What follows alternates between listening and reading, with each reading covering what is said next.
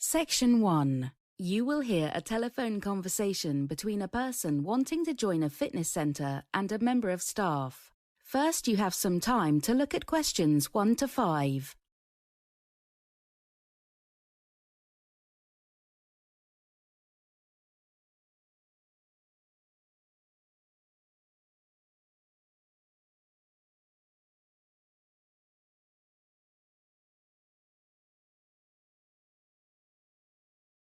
Now we shall begin.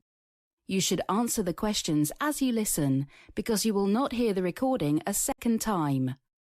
Listen carefully and answer questions 1 to 5. Good morning, Best Fitness.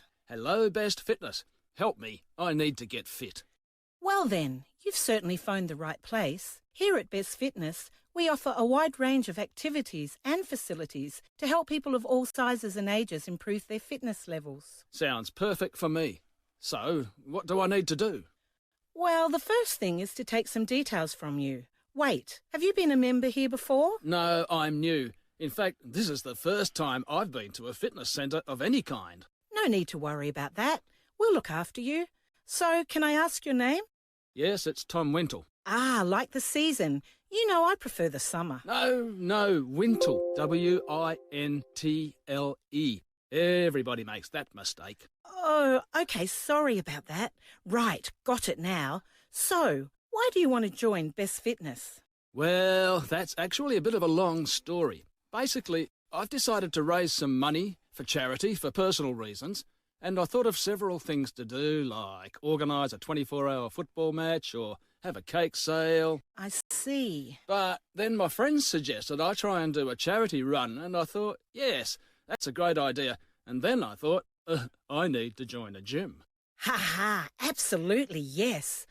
Okay, that's great. I'm sure we can find the right course of training for you. Apart from that, are you interested in any other activities? What have you got? What haven't we got? There's tennis coaching, spinning. We have a climbing wall too.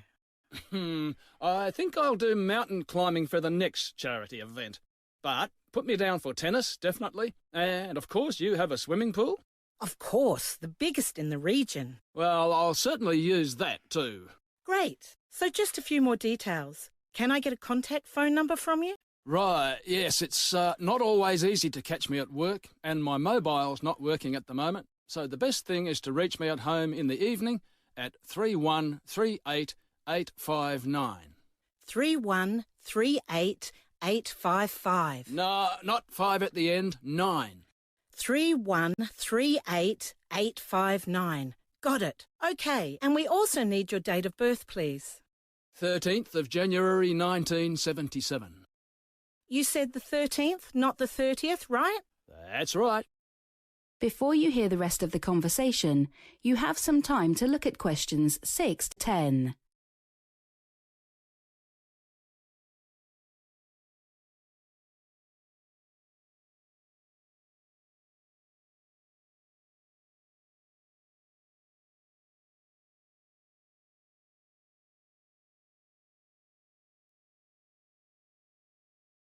Now listen and answer questions 6 to 10. Now that's sorted, let's talk about some membership options. Yes, that's probably a good idea. How much is it going to cost me to get fit? Well, that depends on you, of course. Basically, we have 3 membership packages: Starter, Silver and Gold. And obviously, the bigger package you choose, the more benefits you get. I'm guessing Starter is the cheapest. Correct. And obviously the most basic, but for access to all our main facilities apart from the pool, we think that £10 a month is very reasonable. Pool's extra, eh? Does Silver include the pool? It does. And it's half the price of our Gold package, which includes everything, of course, unlimited access for £50 a month. So, £25 a month for Silver? Well, with Silver there are some excellent benefits which you don't get with Starter. If you fancy yourself on the dance floor, you can join our lessons every Thursday. Learn to move to the music. I'll save my dancing shoes for Saturday night, I think. Tell me more about the Gold membership. Well, one very exclusive advantage of choosing this package is not only unlimited access to all the facilities, as well as the dance classes I mentioned, but a chance to relax in the club lounge after your session. There are complimentary drinks, and we also have a massage room for those aches and pains. Now that's tempting. Anything else? Yes, with Gold and Silver, we ask you to renew your membership every year, every 12 months to be precise. But people who choose Starter are usually those who are not so serious about training, and obviously we want them to continue, so... It's a 6-month renewal then. Actually, it's 3 months. We think it encourages people to keep coming back. I can see why. One last thing, we have a restaurant on site too. You can get a discount there on other food and drinks. That's included in the Silver package too, I forgot to say. But with Gold, we also offer you one private session with one of our personal trainers. Now that'll really help your training. Ha ha, you're a good saleswoman. But I must say that does sound interesting. Let me have a think and get back to you. No problem. We're always ready at Best Fitness. That is the end of section 1. You now have half a minute to check your answers.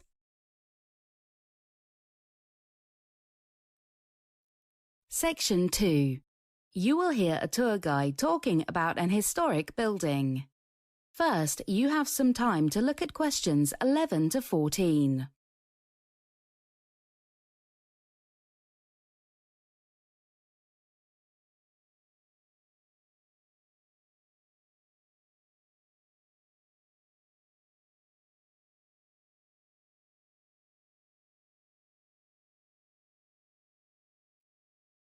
Listen carefully and answer questions 11 to 14.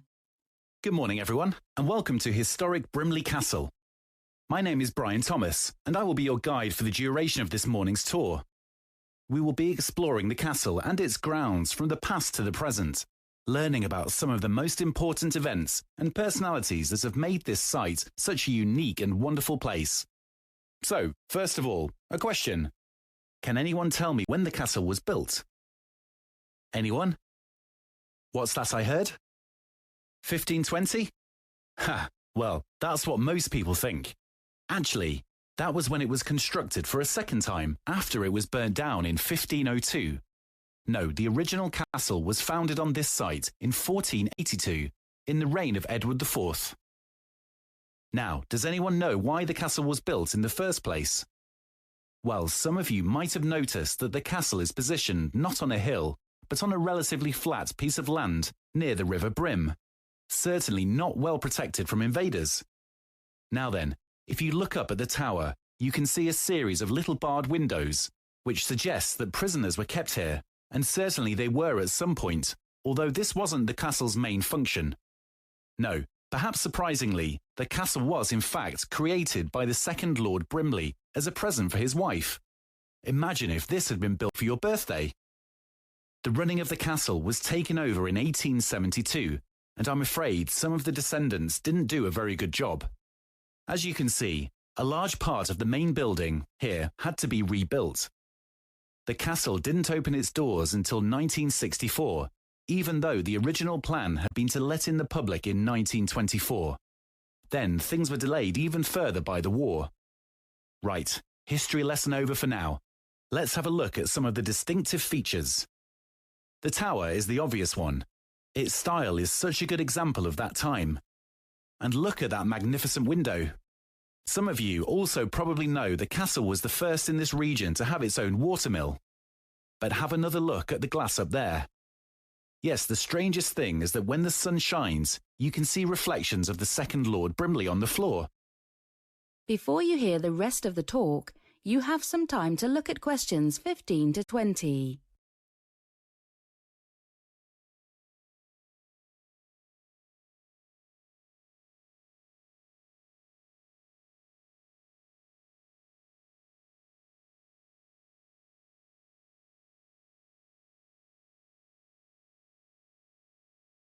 Now listen and answer questions 15 to 20. So please have your fact sheets ready now as we move through the gardens. Now, can anyone see a dog? Yes. What about a snake? Well done. And look, there's a sleeping lion. The most noticeable things about the gardens are these interestingly formed hedges and bushes. We've counted over 100 different animals in the grounds. What the gardens themselves are lacking, I'm sure you'll agree, is any kind of distinctive water feature. The mill, of course, used to be a main attraction, but the stream has long dried up, and there are not currently any plans to reroute it. But more excitingly, over the next year, work will start on a river system through the lands, connecting the different ponds. Now, from here, there's an excellent view of the tower, built in 1495. Towers in those days were built in the classic way, 4 sides usually, and sometimes 8. But can anyone tell me something curious about the tower on Brimley Castle? That's right, there are only 3 walls, so it forms a kind of triangle. As you can see, it needs some reconstruction, and work will be underway in the next few months. Over there you see the forest. We hope to finish a full nature survey of the area by next February, but I can tell you there are over 1,000 different plants and tree varieties, and it's also the site of some of our most interesting activities, like nature night walks, and there is also an amazing tree house which pupils from Brimley School put up last year. And finally, we get to what remains of the castle walls, built after the main castle in 1490. They're not very impressive now, but I can tell you that when they were constructed, they ran the whole way round the castle, approximately 12 metres high, in some places even higher than that.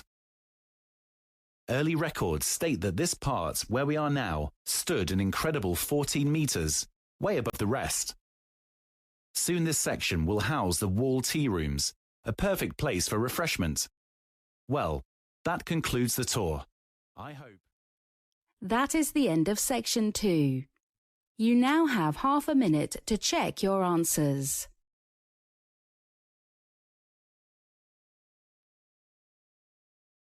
Now turn to section 3. Section 3. You will hear a conversation between a university employee and 2 student representatives who are discussing the planning of a new university library. First, you have some time to look at questions 21 to 25.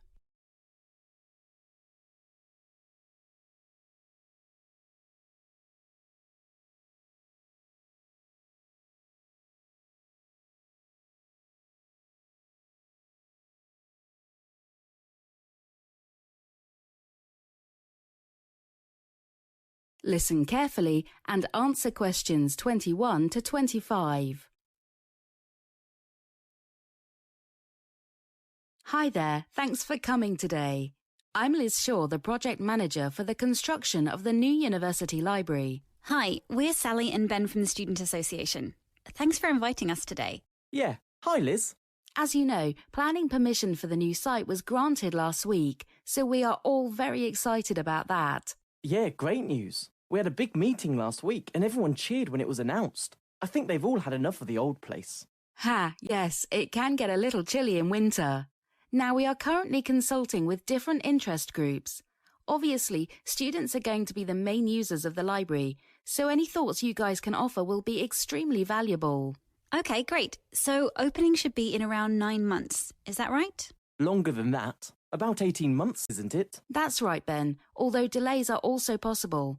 Now, I just wanted to go over some of the key points in the document, things that will be of most interest to students. Fire away. Well, perhaps the biggest change for the new library is the open plan design. We basically wanted to get away from having all the rooms separated from each other, that old traditional stuffy library atmosphere. Our plan is more like a shopping mall, with escalators taking students from one level to the next, and then different browsing sections along the walls of each floor. But won't it get a bit noisy? Well, it might, but also on each floor there will be soundproof reading rooms, so there will be no noise coming in.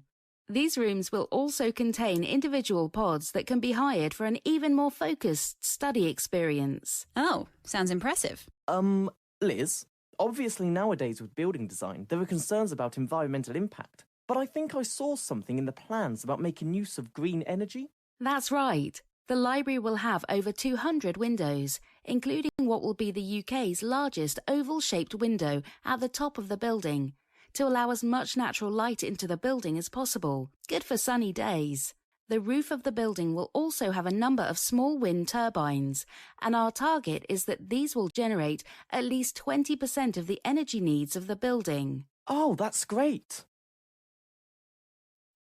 Before you hear the rest of the conversation, You have some time to look at questions 26 to 30.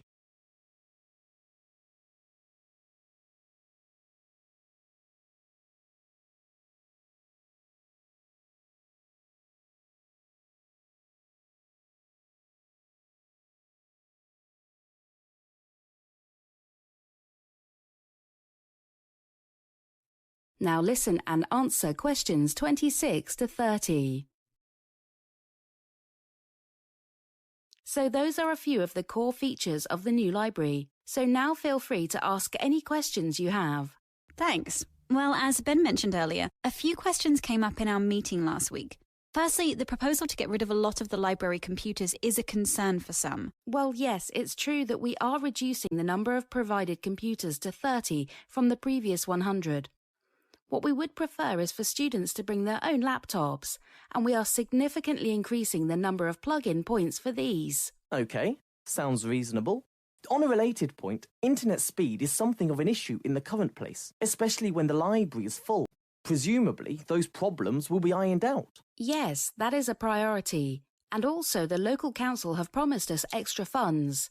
They want this to be a flagship project for Wi-Fi connectivity in the city, and the aim is to make it the fastest among national universities. Fantastic. Oh, another thing that came up was book availability. With the new building design, it seems like the number of books on shelves at a given time will decrease.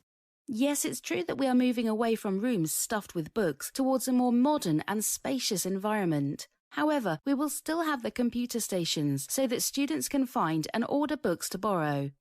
Also, we are developing our digital library considerably. I was just going to ask about digital access. About seating. With the new place being more spacious, will there still be room for chairs and tables? Lots of students like to be near the books when they're studying so they can just get up and grab something. Well, for browsing bookshelves, we are more likely to just be having benches, as our research shows that most users prefer a separation of browsing and study areas. But that's something that can be adjusted if necessary. I also wanted to ask about disabled access, but we are waiting on feedback from a survey sent out to the Equal Access Committee. OK, but rest assured that easy access for people with disabilities is a priority for the project management team, especially things like wheelchair ramps. Liz, thanks for meeting with us today. The new library sounds amazing. Lots to report back to the association. Oh, before we finish, could we fix a date with you for the next meeting? How about 21st of January, 2 weeks from today? Let me just check my diary. Well, I'm actually pretty busy that day. How about the day after, at 10 a.m, same place? Okay with you, Ben? Great. Well, see you then. That is the end of section 3. You now have half a minute to check your answers.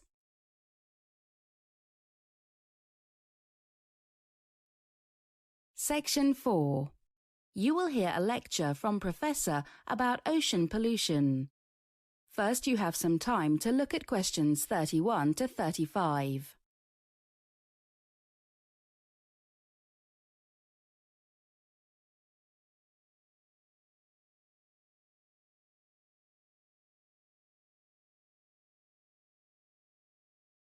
Listen carefully and answer questions 31 to 35. Morning, everyone. Please take your seats and open your books to Chapter 3.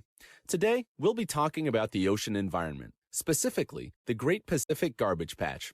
I know it's maybe a little strange to be talking about oceans and garbage at the same time. Generally, we think of broader terms, like pollution, when considering these areas of the Earth. But this garbage patch is actually a swirl of marine litter particles in the central North Pacific Ocean. It was discovered between 1985 and 1988 and extends over a very large but uncertain area. I say uncertain because its range depends on the degree of plastic concentration used to define the area. That is to say, the scientists measuring the density of these particles can't always agree on what standard to use when considering an area to be polluted or not. Now, the patch itself is characterized by exceptionally high concentrations of ocean plastics, chemical waste, and other litter that have been trapped by the currents of the North Pacific Ocean. But its low density prevents detection by satellite photography or people in the area. The structure and movement of the ocean's waters push and hold this litter together over time.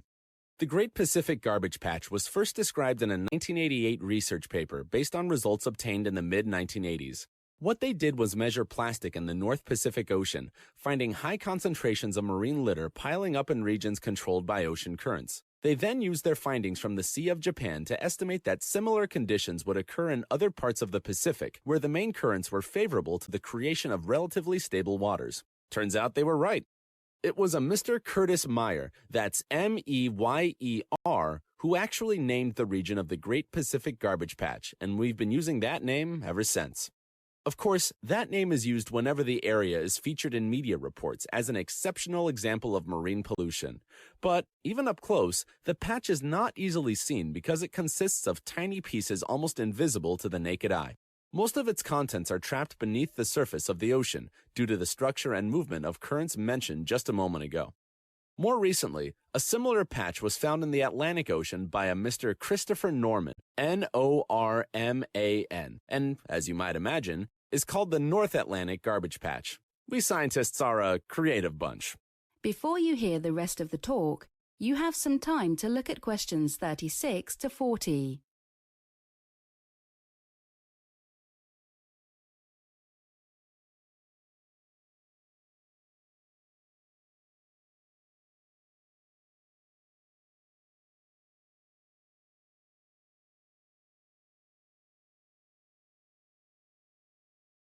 Now listen and answer questions 36 to 40. Moving on, it is thought that, like other areas of concentrated marine litter in the world's oceans, the Great Pacific Garbage Patch formed gradually as a result of ocean or marine pollution gathered by oceanic currents. As you can see on page 83 in your books, the garbage patch occupies a large and relatively stable region of the North Pacific Ocean. The rotational pattern of the currents in this region draws in waste material from across the North Pacific Ocean, including the coastal waters off both North America and Japan. As material is captured in the currents, wind-driven surface currents gradually move floating litter toward the center, trapping it in the region. Despite some strong opinions, there's actually no definite scientific data concerning the origins of ocean plastics. In a study published in 2014, researchers sampled many locations throughout the world's oceans and determined that discarding fishing gear, such as buoys, lines, and nets, accounted for more than 60% of the mass of plastic marine litter. A 2011 report indicated, and I quote, "The primary source of marine litter is the improper waste disposal or management of garbage and manufacturing products, including plastics from littering and illegal dumping. This litter is generated on land at ports, rivers, harbors, docks, and storm drains, and at sea from fishing vessels, fixed platforms, and transport ships." That's a lot of potential sources, so it's really just too difficult to find and blame any one industry or country. If we could do that, we might be able to get someone to clean it all up. But, as it stands, that's simply not the case. I suppose that the most shocking part of all this is the size of the garbage patch. Estimates of size range from 700,000 square kilometers, about the size of Texas and the U.S., to more than 15 million square kilometers, which is up to 8% of the size of the entire Pacific Ocean, or, in some media reports, up to twice the size of the continental United States. Such estimates, however, are uncertain, given the complexities of sampling and the need to compare findings against other areas. Finally, although the size of the patch is determined by a higher than normal degree of concentration of ocean litter, there is no standard for determining the boundary between normal and elevated levels of pollutants to provide a firm estimate of the affected area. That is the end of section 4. You now have half a minute to check your answers.